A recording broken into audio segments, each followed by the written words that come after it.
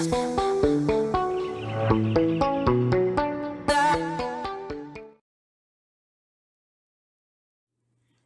tout le monde, aujourd'hui on se retrouve pour une nouvelle vidéo sur comment préparer l'arrivée de son chat.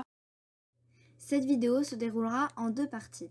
La première, ce dont vous aurez besoin à son arrivée, et la deuxième, comment vous pourrez aménager votre maison. Bien évidemment, cette liste n'est qu'une base, libre à vous de rajouter des choses, mais certains éléments sont vitaux pour la santé de votre chat. Pour commencer, vous aurez besoin de nourriture. La nourriture s'adapte en fonction de l'âge, de la santé, de la corpulence, même des fois de la race de votre chat. Vous aurez besoin de nourriture humide, communément appelée pâté. Il en existe en sachet ou en terrine.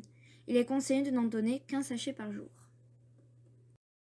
Il vous faudra également des croquettes que vous pouvez mettre dans une gamelle, qu'il faudra laisser à volonté pour votre chat. C'est là que tout propriétaire ne sait plus quoi prendre. Eh bien, il suffit de voir quel âge a votre chat, les besoins qu'il a, mais également votre budget, et vous verrez que normalement la liste diminue. Dans une autre gamelle, vous pourrez mettre de l'eau qu'il faudra changer régulièrement, car le chat n'aime pas l'eau sale. Vous pouvez également ajouter des friandises pour le récompenser.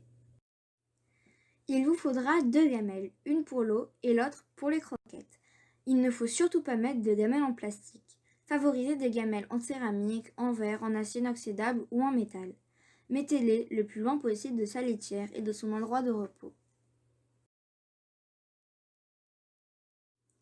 Imaginez, votre chat doit passer sa visite de contrôle, mais vous n'avez rien pour le transporter. Voici ce qu'il vous faudra. Une caisse de transport avec quelque chose de doux à l'intérieur. Pourquoi ? Tout simplement pour pas que le chat soit mal à l'aise sur le plastique. Il faudra également à votre chat une litière qui sera placée dans une pièce où il y a peu de passage, comme une pièce calme. Le bac sera rempli de litière. Il faudra la nettoyer tous les soirs avec une pelle et la changer à peu près tous les mois. Vous pouvez rajouter un ou plusieurs griffoirs. Cela va leur permettre de faire leurs griffes là-dessus et pas sur votre canapé.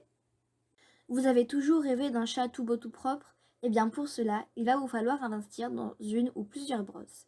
Certains chats sont très difficiles, à vous de trouver la brosse qui lui convient. Vous devrez également acheter des jouets. Vous pouvez prendre des balles, des souris à grelots, des bouchons en liège ou même des balles de ping-pong.